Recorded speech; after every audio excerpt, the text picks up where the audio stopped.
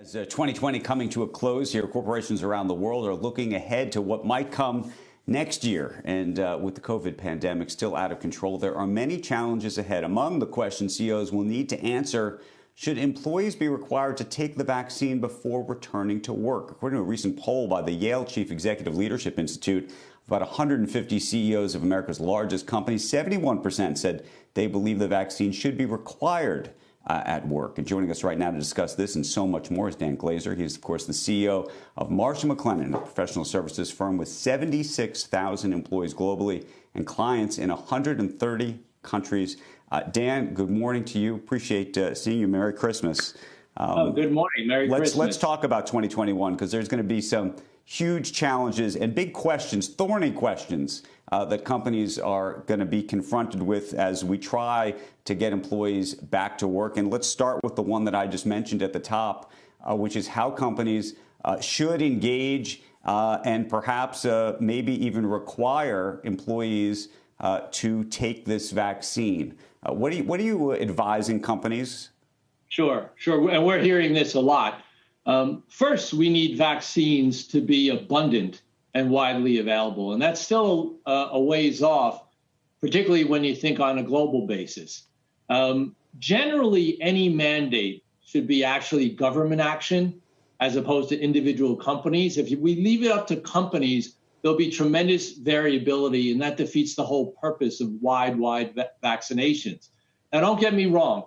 CEOs want their employees to be vaccinated, but I think that mandates are going to be very rare. We all want to return to a more normal way of life. I mean, I certainly do. I know you do. And vaccines are really required for that.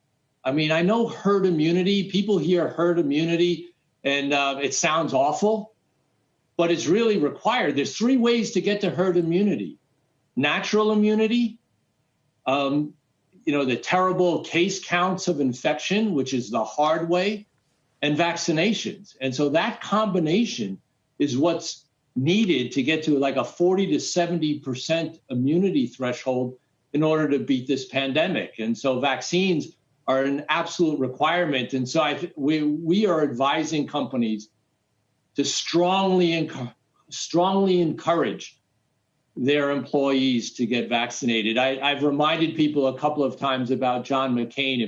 If you recall, after 9/11, he wrote a book, Why Courage Matters. And in it, he acknowledged the uncertainty and the fear that existed.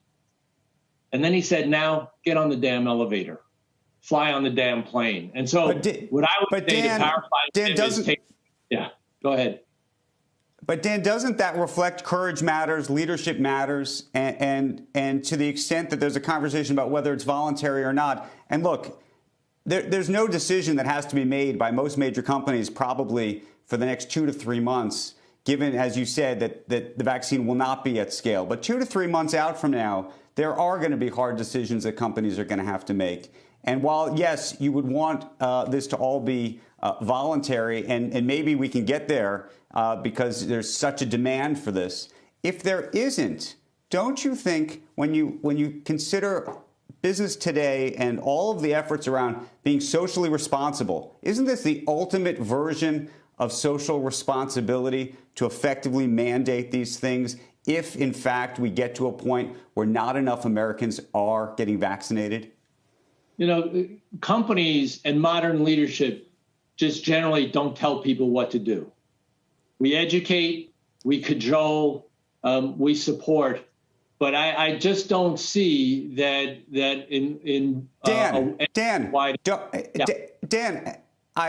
I apologize for interrupting, but there are businesses today that do not allow employees to come to work without being tested. Do you believe that's some kind of invasion of the rights of these employees?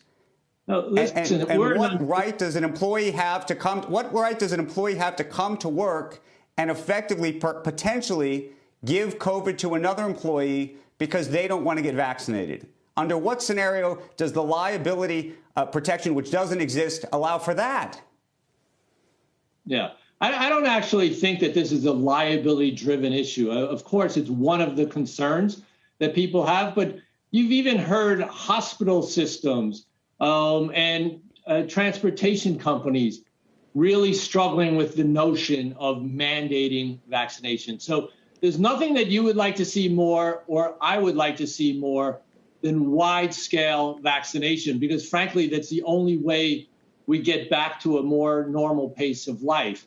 I'm just telling you the reality that I do not believe from the companies we are talking to that there is an appetite for mandates for vaccinations.